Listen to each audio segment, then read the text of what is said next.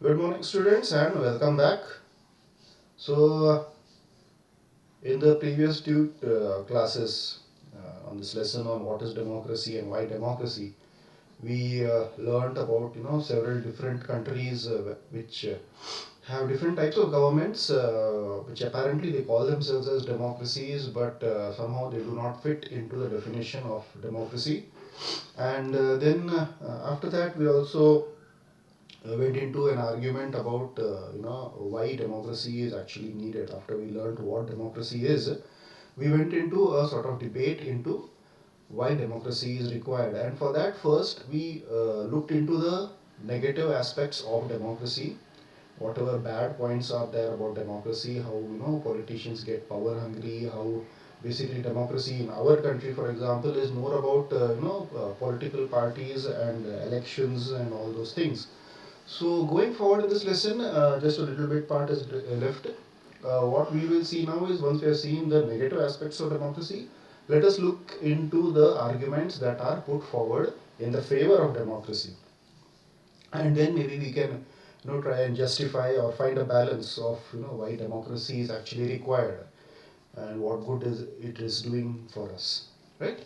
So the arguments put forward for democracy: a democratic government is a better government because it is more accountable form of government. What this means over here is basically the people who are there in the government, who form the parliament and ultimately do become the prime minister, they are there over there because we have put them there through the elections, through the state elections, through the central elections, through all these elections. They are our chosen representatives. So that's what makes them more accountable, because if it were not for us, they would not be in that position of power that they are in. So it is because of us they are there over there, and that is what makes them more accountable. They are answerable to us when things don't happen, when things are not done in the benefit of the people or the benefit of the country. They are accountable. Democracy improves the quality of decision making by consulting various people in and institutions. Now, the decision in a democratic country, in a democratic parliament, does not happen overnight. It is does not. It's not that prime minister takes a decision and snap of a finger he cannot implement it. It does not happen that way. He needs to consult with the ministers. He needs to consult with his council of ministers. He needs to consult with the cabinet ministers.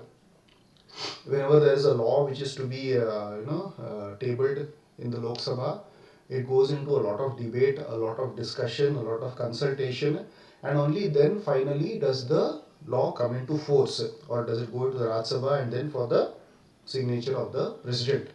So there is a lot of discussion, there is a lot of consultation, there is a lot of debate before finally things happen. Of course, this could be the reason for the delay, which we have seen in the negative aspects of democracy. But this decision making process, this consultation process, this improves the quality of the laws which finally come out. So this is an argument in favor of democracy.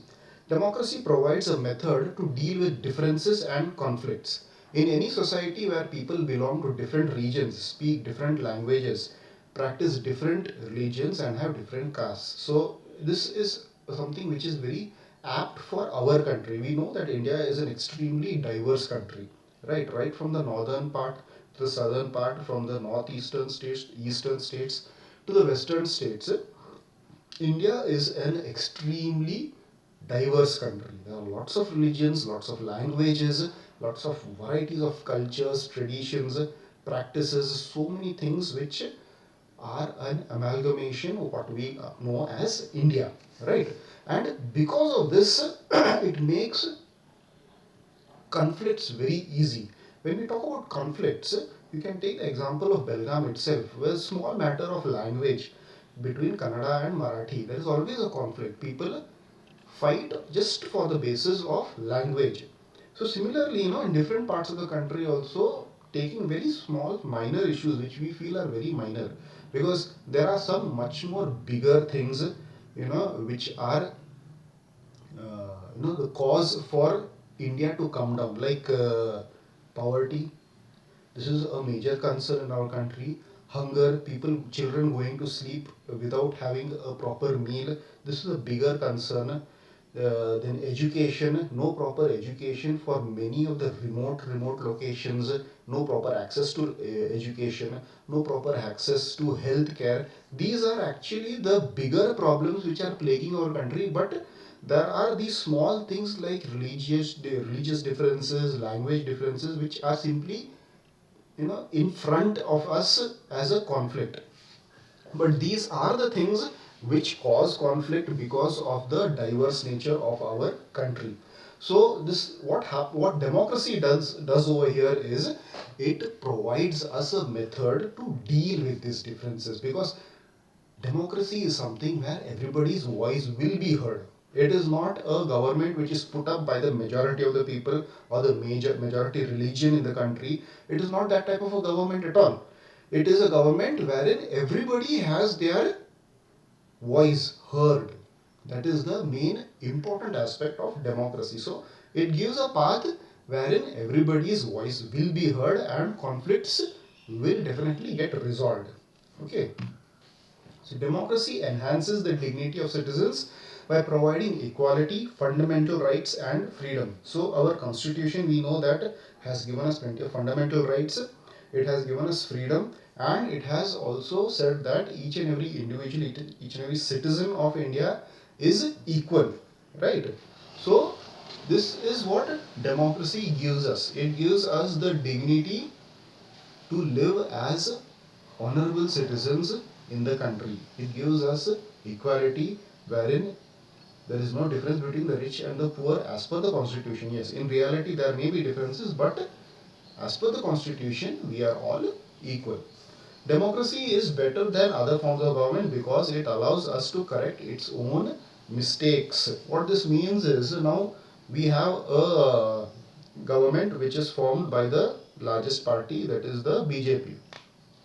Earlier to that, we had a government which was made up of the Congress, because many people thought that work was not happening, it was not doing any good for the country. We put the BJP into power.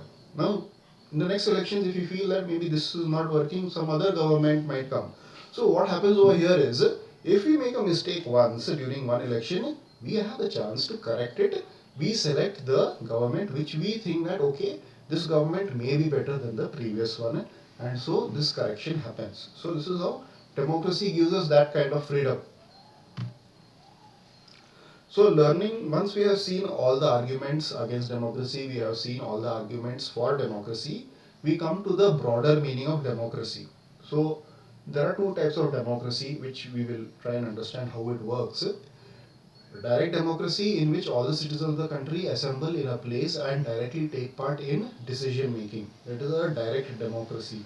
Very few countries have this, but there are countries which have this direct democracy, wherein each and every citizen is involved directly in the decision making process. And then we have indirect democracy or representative democracy. What we have in India over here is, in which people elect their representatives, and those elected representatives make major decisions. The majority of people rule through their elected representatives. That is what we have in India, wherein we select our members of parliament, the members of parliament come together and select the prime minister.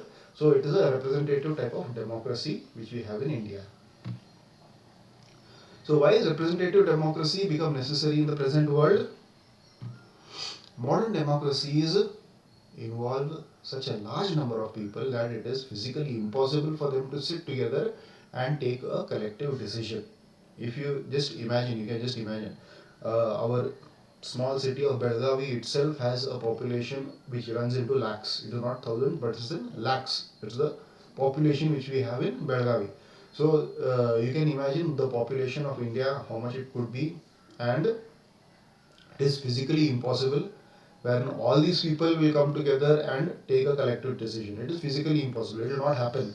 So that is the reason why this representative type of democracy is much more suitable for running the country.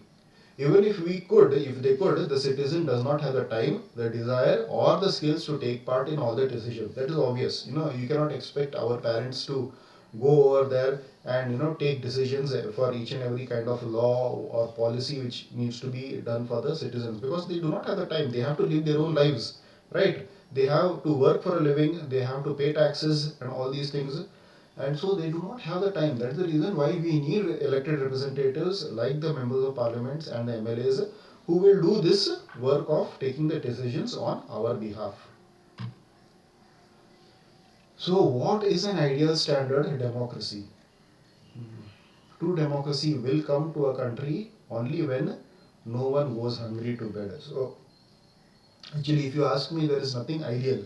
There is nothing ideal about democracy. There is nothing perfect about democracy. It is still a work in progress. There are still many changes which can be done. There are many, new ideas which can be implemented to make democracy better.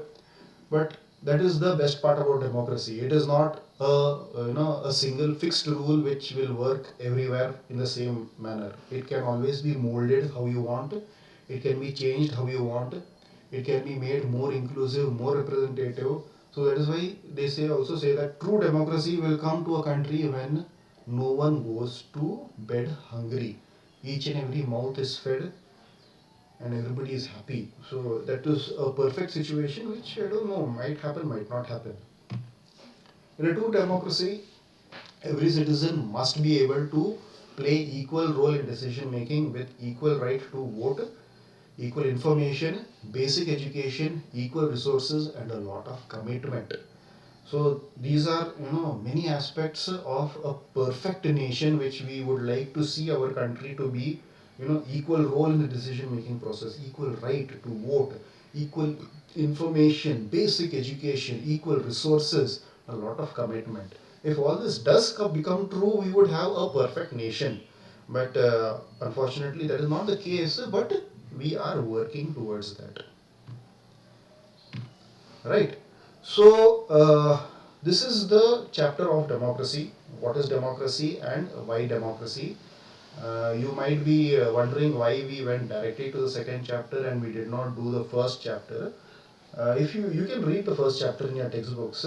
The first chapter in your textbook is basically stories of different nations, how conflicts have happened in those nations, and what are the types of governments they are having in those nations. And then we come to the second chapter after taking the first chapter as an example. So basically, the first chapter is not all that important from the point of view of examinations or from the point of view of explanations, because they are mainly story based lessons. You can read it on your own, and in case you have any doubts, anything, you can always post it to me and you can ask me those doubts. We'll clear it when we meet online or in person also. Right? So this is the entire chapter of what is democracy and why democracy. If you have any doubts in this chapter, please definitely do post it in the doubt section. I will get back to you with the answers. And as usual, please stay safe, stay indoors, and take care and have a good day. Yeah, thank you.